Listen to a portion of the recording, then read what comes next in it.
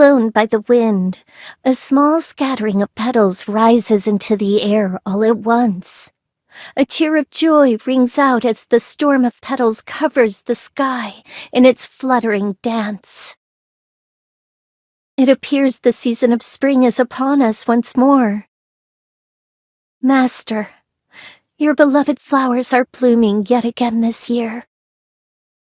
Even this flower festival, once only the custom of this tiny village, now brings in people from all over to partake in the festivities. Just as you wished, this festival is bringing smiles to the faces of people from all around the world. If you could see the scene before me, I'm certain you would be beside yourself with joy. Or perhaps you are already watching from somewhere far above. Master, even now, I'm keeping my promise to you. I'm still here, keeping the dream you spoke of all those years ago alive. That day was shortly after my master and I had first met. We had passed a small village decorated with colorful flowers of all sorts, and stopped to see what was happening there. Flowers truly are strange things. Just the sight of them brings smiles to people's faces. The village was full of their lovely floral scents. Thanks to that day felt like the very image of spring itself. Master may have been the Duke, but he was having as much fun there as though he were just another member of the village. I only learned that this was called a flower festival after the festivities had ended. On our way home, my master told me.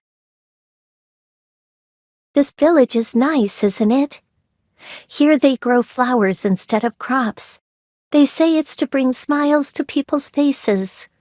Someday, I want to make the entire duchy just like this village. I cannot fight like all of you, but I can at least grow flowers. If I covered this duchy with flowers, I'm sure I can bring smiles to everyone's faces. If I filled the entire world with flowers, I'm positive everyone in the whole world would smile. Just as other nations raise crops or make weapons, I want to build a nation that grows flowers. But I can just hear everyone now saying, "How do you expect us to eat off of flowers?" That sounds like a very nice dream indeed. The flowers before my eyes were incredibly beautiful. Looking at them, I felt convinced that flowers really could save the world. Please, allow me to help you make that dream come true. He gave a look of surprise at my response, but then broke into a smile. From that day forth, my master's dream became my own. 200 years have passed since then. The life my master gave me has kept my body from aging a day. The dead cannot come back to life. Resenting such a fact after all this time is pointless. So instead, I journeyed across the world. I attained vast knowledge, all to bring my master's dream to fruition. Now, the flowers he adored so much are admired by people all over the world. If you asked me if I feel grief at his absence, I do. But I am not lonely. When the flowers bloom in spring, I can still feel traces of Master. Whenever I close my eyes, I can see that gentle smile of his as clearly as ever. Even if he is no longer by my side, I can still keep a piece of him with me. That is all I need. Then, one day, something changed. How long it had lain there, or from where it had come, I knew not, but a single key sat perched in my bedroom. The moment I touched it, the knowledge of its origins flowed into my mind. This is a key of contract. In this world, there are beings called apostles, witches who have made contracts with angels, servants to the servants of God. Those who gain particularly strong power are called the apostles of Sephirah, and are said to be granted the ability to enact a single miracle of their choosing. The power of angels is the power of God. Thus, God's law that the dead cannot come back to life must still be impossible to overturn.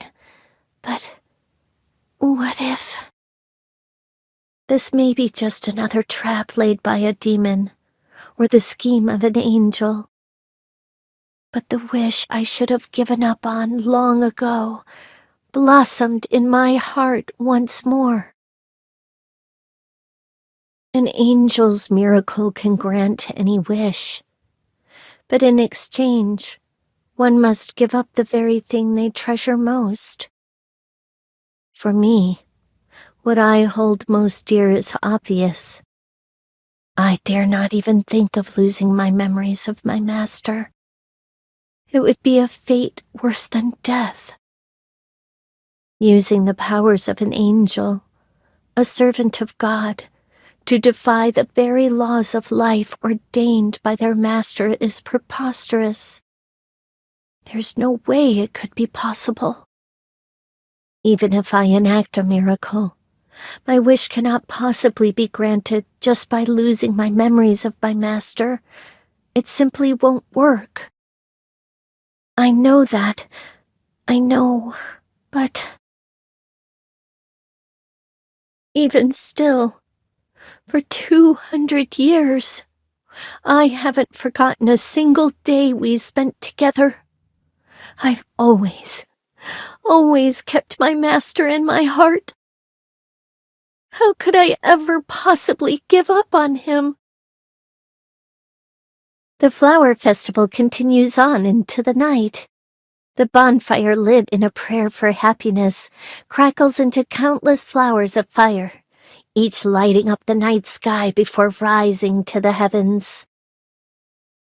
At the dreamlike sight, I recalled the events of the previous day. Contracting with the angel was surprisingly simple. The angels must be desperate now that the demons have begun to move. Flowers may wither, but in the coming year they will bloom anew. Even if this festival comes to an end, it shall be held again next spring. Nothing lasts forever. That is why we pass things on to the next generation, so they can repeat the cycle. That is the circle of life, a fate I, too, shall one day have to meet. A loud cheer suddenly breaks out amongst the crowd. It seems the festival has come to a close. I won't wish for my miracle just yet. There is still something I must do. But once everything is over, after that, I can finally... Even if I do forget everything between us, if I can hear how the gentle dream of that person continues, then